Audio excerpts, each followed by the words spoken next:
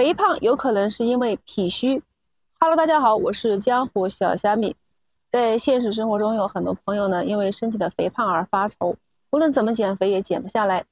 但是你们有没有想过，可能是因为自己的脾胃虚弱而导致了这种肥胖？脾胃呢，主要是消化吸收食物，脾胃消化吸收食物，把食物的营养运送到体内。而脾胃如果虚弱，运化能力就会减弱。脾胃好，则气血好，而气血又是人体的根本。如果脾胃虚弱，则运化能力弱，气血生成则少，而身体的其他部分呢也会弱下来。所以脾虚，身体则虚，同时湿气会加重。湿气功能加重以后，导致水湿不运，停在体内，形成痰浊，所以导致肥胖。上一次我们在视频中曾经有讲到过脾虚，那么有朋友呢有问到过，怎么样去判断自己脾虚呢？在这里呢跟大家讲解以下几种症状。如果有以下几个症状的朋友呢就要小心了，有可能你就是有脾虚的症状。脾虚呢有几个信号：第一，胃口不好，舌头厚，胖大；第二，皮肤暗淡无光，萎黄，黑眼圈，眼袋大；第三，过于肥胖或者是过于消瘦；第四，胃胀气，泛酸；第五，经常睡觉时流口水；第六，口唇的颜色很淡白；第七，消化不好，经常腹泻或者是经常便秘；第八，吃点凉的或者是受凉，胃就会很难受。那么我们的脾胃又是怎样受到损伤的呢？下面几种不良的生活习惯都会导致我们的脾胃的损伤。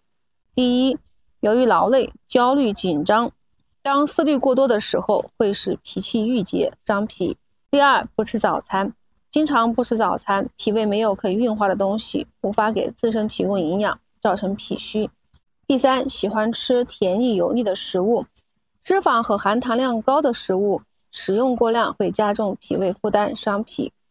第四，节食和减肥会伤脾，长期的节食和减肥，脾胃得不到足够的水来消化和吸收，从而产生机能的退化，造成脾虚。第五，寒凉的食物伤脾，脾是后天之本主运化，过多进食寒凉的食物就会伤及脾胃。第六，久坐伤脾，久坐伤肉，按脾主肌肉，脾主四肢的理论来说，久坐更伤的是脾。办公室久坐不动的上班族多半是存在脾虚的情况。那么我们应该怎么样去保护我们的脾脏呢？除了避免以上几种不良的习惯以外呢，我们可以用以下的方法来健脾。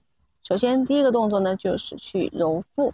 揉腹这个动作呢在前期跟大家讲过大家可以去翻看我以前的视频就是用我们的双手交叠，然后掌心贴在我们肚脐的位置然后从肚脐旁侧，从我们的肚脐的一点，然后围着肚脐绕圈去揉肚子。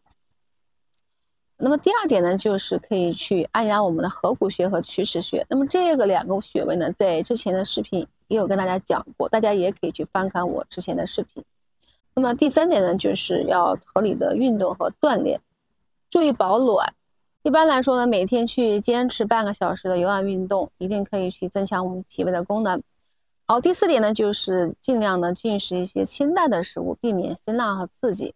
大家还可以食用一些对脾脏有好处的食物，比如说芡实、莲子、山药等等。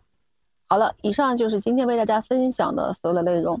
如果你们喜欢我的视频呢，可以点赞、收藏、转发给自己的亲人和朋友们，也可以关注我，也可以订阅我的频道。有大家喜欢的话题，可以在我的评论区留言。我们下期节目再见，拜拜。